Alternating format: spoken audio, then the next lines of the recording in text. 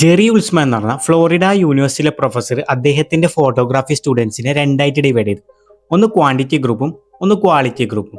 അതിനുശേഷം അദ്ദേഹം ആ രണ്ട് ഗ്രൂപ്പിനും ഡിഫറെന്റ് അസൈൻമെന്റ്സ് കൊടുത്തു. ക്വാണ്ടിറ്റി ഗ്രൂപ്പിന് കൊടുത്ത അസൈൻമെന്റ് എന്താണെന്ന് വെച്ചാൽ, ഒരാൾ എത്രത്തോളം ഫോട്ടോസ് എടുക്കുവോ അതിനനുസരിച്ചായിരിക്കും ഗ്രേഡ് കൊടുക്കല്. 100 ഫോട്ടോസ് എടുക്കുന്നതാക്കി എ ഗ്രേഡ്, 90 ഫോട്ടോസ് എടുക്കുന്നതാക്കി ബി ഗ്രേഡ്, 80 ഫോട്ടോസ് എടുക്കുന്നതാക്കി C grade and so on. Quality ഗ്രൂപ്പിന് കൊടുത്ത അസൈൻമെന്റ് എന്താണെന്ന് വെച്ചാൽ, അവർക്ക് ഒരു ഫോട്ടോ മതി, ബട്ട് അത് നിയർലി പെർഫെക്റ്റ് ഫോട്ടോ ആയിരിക്കണം. At the end of the semester professor surprised ആയി. വന്ന എല്ലാ പെർഫെക്റ്റ് ഫോട്ടോസും ക്വാണ്ടിറ്റി ഗ്രൂപ്പിന്റെ ആയിരുന്നു. കാരണം ഈ ക്വാണ്ടിറ്റി ഗ്രൂപ്പ് ഈ സെമിസ്റ്റർ ടൈം ഫോട്ടോസ് എടുക്കുന്ന തിരക്കിലായിരുന്നു. അങ്ങനെ ഓരോ ഫോട്ടോസും അവർ എക്സ്പെരിമെന്റ് ചെയ്തു. അതുപോലെ ഓരോ ഫോട്ടോസൊന്നും വരുന്ന മിസ്റ്റേക്സ് അവർ പഠിക്കുന്നുണ്ടായിരുന്നു. അങ്ങനെ ഈ 100 ഫോട്ടോസ് എടുക്കുന്ന പ്രോസസ്സിൽ അവർ അവരുടെ സ്കിൽ ഇംപ്രൂവ് ചെയ്തു.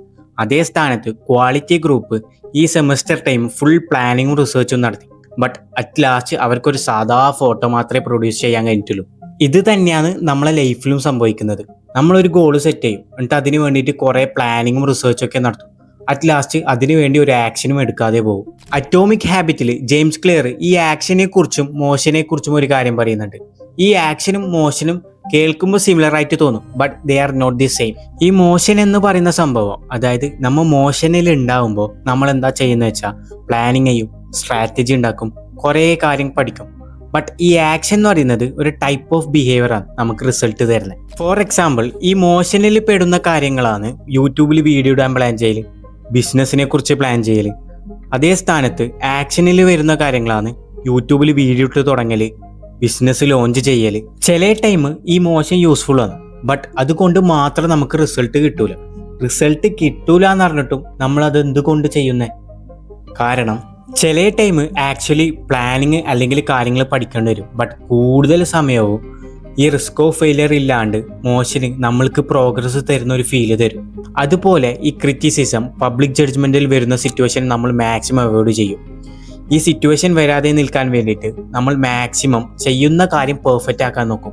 ഈ കാര്യം പെർഫെക്റ്റ് ആക്കാൻ നോക്കുമ്പോൾ നമ്മൾ വീണ്ടും മോഷൻ ട്രാപ്പിൽ തന്നെ വിടും. അറ്റ് ലാസ്റ്റ് നമ്മൾ ആക്ഷൻ എടുക്കാതിരിക്കും. ഈ മോഷന്റെ പ്രശ്നം എന്താണെന്ന് വെച്ചാൽ, നമ്മൾ നമ്മളെ തന്നെ പറഞ്ഞ് കൺവിൻസ് ചെയ്യും പ്രോഗ്രസ് കൊണ്ടുവരുന്നുണ്ട് എന്ന് പറഞ്ഞിട്ട്.